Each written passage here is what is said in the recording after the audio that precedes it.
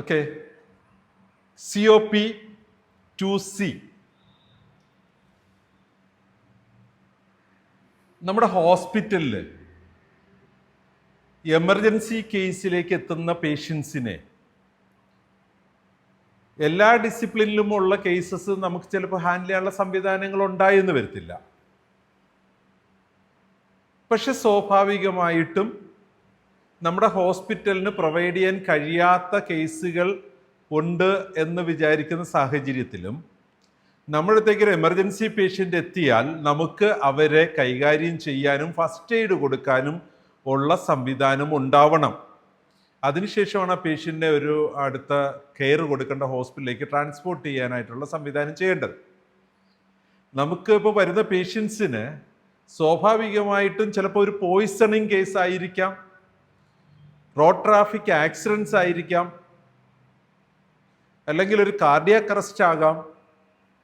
അത്തരത്തിലുള്ള ഏത് ക്രിട്ടിക്കൽ സാഹചര്യത്തിലേക്ക് പേഷ്യൻ്റ് നമ്മുടെ അടുത്ത് എത്തിയാലും അത് അഡൾട്ട് പേഷ്യൻറ്റിനെയും പീഡിയാട്രിക് പേഷ്യൻറ്റിനെയും സെപ്പറേറ്റ് പ്രോട്ടോക്കോൾ ഉപയോഗിച്ചുകൊണ്ട് തന്നെ ഏത് മാനദണ്ഡത്തിൽ കൂടെ അവരെ കെയർ ചെയ്യണം, അവരുടെ ഇനിഷ്യൽ അസസ്മെൻ്റ് എങ്ങനെ ചെയ്യണം, അവരുടെ ട്രീറ്റ്മെൻറ്റ് എങ്ങനെ പ്ലാൻ ചെയ്യണം എന്ന് നമുക്ക് റിട്ടേൺ ഗൈഡ് ലൈൻസ് ഉണ്ടാവണം.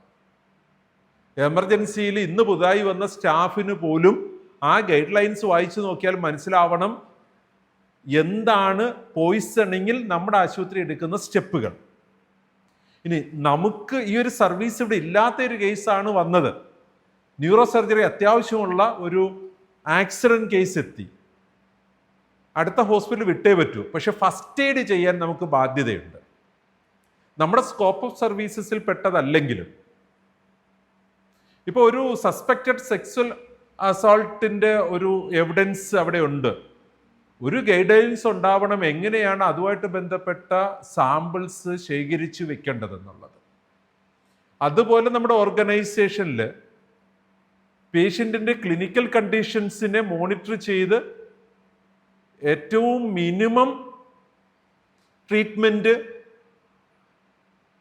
കൊടുത്ത് മുമ്പോട്ട് പോകാൻ ട്രെയിൻഡ് ആയിട്ടുള്ള ആൾക്കാർ വേണം. അത് കൃത്യമായ SOPസിനെ ഡിഫൈൻ ചെയ്തിട്ടുണ്ടാവണം. മീൻസ് ട്രീറ്റ്മെൻറ്റ് പ്രോട്ടോക്കോൾ ഉണ്ടാവണം. കഴിഞ്ഞ ഒബ്ജക്റ്റീവ് എലമെൻറ്റുകളിൽ നമ്മൾ കണ്ടതാണ്. കെയർ പാത്ത് വൈസ് ഉണ്ടാവണം, പ്രോട്ടോക്കോൾസ് ഉണ്ടാവണം, എവിഡൻസ് ബേസ്ഡ് ട്രീറ്റ്മെൻറ്റ് മെക്കാനിസം ഉണ്ടാവണം. അതായത് നമുക്ക് ഇത്രയേ ഉള്ളൂ, return guidance shall include for the general emergency care അല്ലെങ്കിൽ സ്പെഷ്യൽ എമർജൻസി കെയറിൽ. COP2C says that emergency care is provided in consonance with the statutory requirements including medico-legal cases. നമുക്കൊരു ഹോസ്പിറ്റലിലേക്ക് വന്ന പേഷ്യൻറ്റിനെ കുറിച്ച് പോലീസിനെ ഇൻറ്റിമേറ്റ് ചെയ്യേണ്ടതുണ്ടെങ്കിൽ കൃത്യമായി സമയത്ത് പോലീസിനെ ഇൻറ്റിമേറ്റ് ചെയ്യണം. നമ്മുടെ നിയമങ്ങൾ അനുശാസിക്കുന്ന ഡോക്യുമെൻറ്റേഷൻ ഉണ്ടാക്കണം, ഐഡൻറ്റിഫിക്കേഷൻ വേണം, അത് ആരാണ് വന്നതെന്നുള്ളത്.